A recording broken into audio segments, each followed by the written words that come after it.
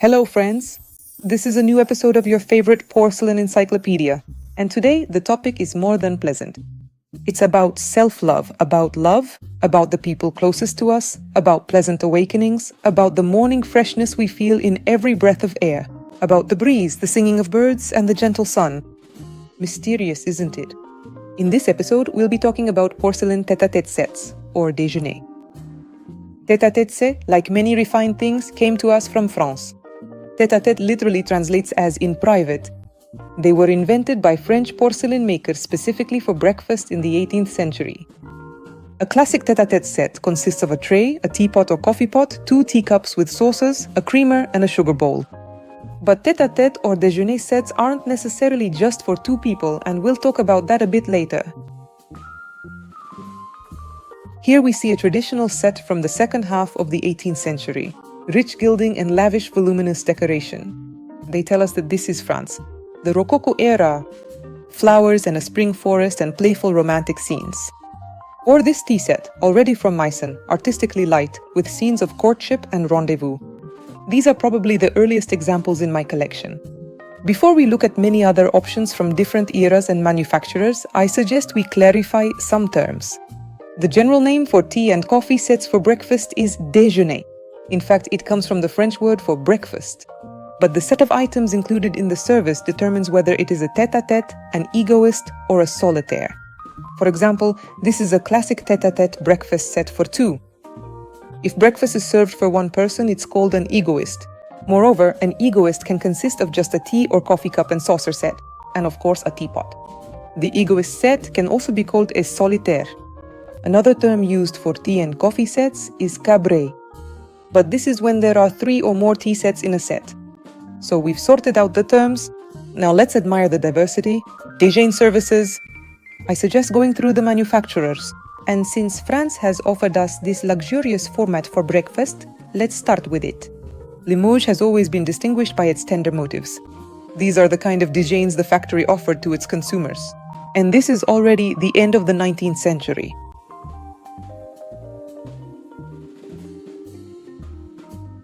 It seems that Sèvres loved the morning service format even more than Limoges did. No wonder, since some of the most beautiful and expensive sets are attributed to them. There are fewer than 10 such sets left in the world. These lattice déjeans belonged to Queen Marie Amélie, wife of King Louis Philippe, and were created from sketches by the talented artist Hyacinthe Régnier.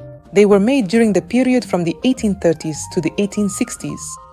All of them are executed with virtuoso skill, in the incrustation technique, about which I already have a separate episode on my channel. Check out the playlist White Gold.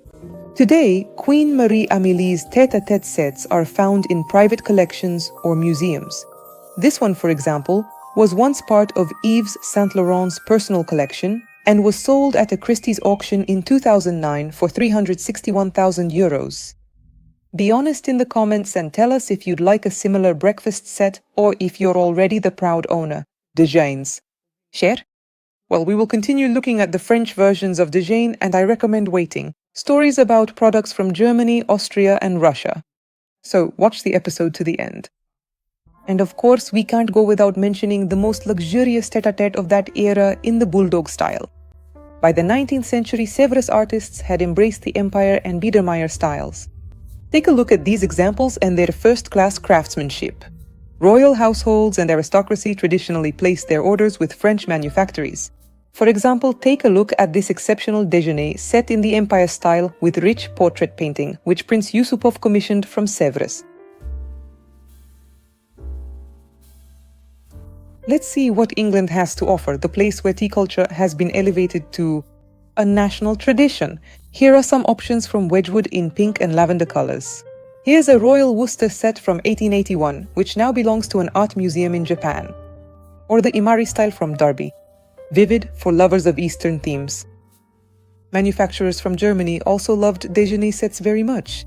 Take a look at this, perhaps one of the earliest sets from Meissen. It dates back to 1720 to 1730. Chinoiserie motifs are actively used in the decor. And here's another one from a later period, an 18th century tete-a-tete set. Here we can already see the characteristic Meissen bouquet. And here is that very egotistical solitaire set for 1 person from Meissen. the scene depicts hunting and greyhounds. Next, 4 sets from the Meissen factory, completely different from each other. Restrained classic style. A romantic tete-a-tete for 2, and a pair done in dark cobalt with floral decor and a romantic scene. And here is the real pearl from 1900. Is it a cactus or flower buds? Write in the comments what you see. And this déjeuner has its own vivid story. A Meissen porcelain set for 2 made in honor of the union of 2 crowned families.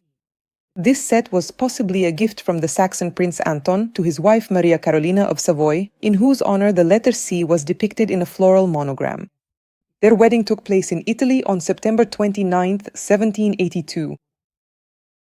Anyone who has seen my film about European porcelain should know how rapidly the porcelain industry developed in Germany. Meissen has always remained the factory that others looked up to and tried to emulate. For example, the Royal Manufactory in Berlin. Just look at these works, how magnificently they are executed in such a variety of styles.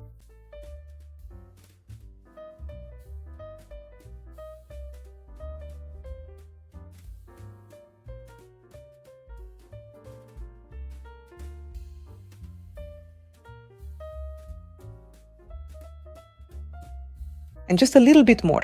Ludwigsburg, Nymphenburg, and the Vienna manufactories in the Biedermeier style.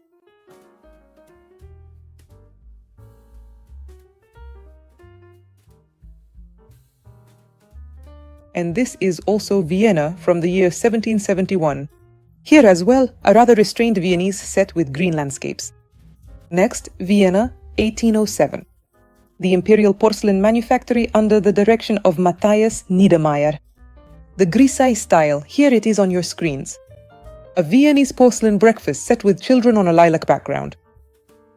But what Russian manufacturers did in the area of déjeuner sets in the 18th and 19th centuries is simply delightful. The first tete-a-tete set I found from the early 19th century, riders in the Biedermeier style. This is a design trend. It had just come into fashion at the time, so in the following decades you can often find it at the Imperial factory. And at the Popov factory, as well as at private manufactories like Yusupov's, for example. Nikolai Borisovich, by the way, was such a passionate admirer of porcelain that he decided to create his own manufactory in Arkhangelskoye. He gladly gifted his porcelain to the imperial family and esteemed guests. One of the well-known sets, the Arakchevsky, featuring views of the village of Gruzino, was in fact presented to Count Arakchev himself. Or this set. It was presented to Empress Maria Feodorovna. Or this unique set was given as a gift to the future Emperor Alexander II in 1818. Take a look at this déjeuner set with views of Moscow and ornamentation in the Russian style. And the FZ from the late 1870s. Unusual, worthy of attention. We see diversity and freedom in design among private Russian manufactories. Solitaire Solo Dejani from Kuznetsov. Look how rich it is. The Kornilovs proposed a symbiosis of Oriental motifs and folk crafts. Tete-a-tete from the Popov manufactory offers purely Russian patterns. By the way, in 1806, Alexei Gavrilovich Popov built a porcelain factory in the village of Gorbunovo, near Moscow. The products of this factory deserve special attention. Popov invented 2 new colored enamels, chestnut brown and glossy blue. However, the greatest fame of the Popov factory came from the figurines produced from 1940 to 1960, which collectors value for their realism. And this tete-a-tete from the era of Alexander the Saint was sold for 15,000 euros at a Christie's auction. It's original, and you probably won't guess the author. It's just too uncharacteristic. This, my friends, is the Imperial Porcelain Factory. This is how the Nevsky Porcelain Factory decided to move away from classic decorations and forms and flirt a little. And this Romanov house tea set, designed by the artist Bas, was presented at the World Exhibition in London. The set's decor refers the viewer to the style of ancient Russian architecture. The items in the set feature miniature portraits of members of the Romanov royal family. The tray depicts the boyar chambers and the family coat of arms, based on a drawing by Baron Kene. Let's move on to the post-revolutionary 20th century. This is the earliest form by the legendary porcelain artist Chikonin. If you're interested in this period, watch my 2 films about Soviet porcelain. 1923. Painting by Mikhail Nikolaevich Mok. This is how new times call for new images. But amusingly, for some reason, it doesn't do away with the bourgeois fondness for the aesthetic enjoyment of tea for two. Here's another déjeuner set made in the Chiconin style called Metal. It was also painted by Mikhail Mock in 1930.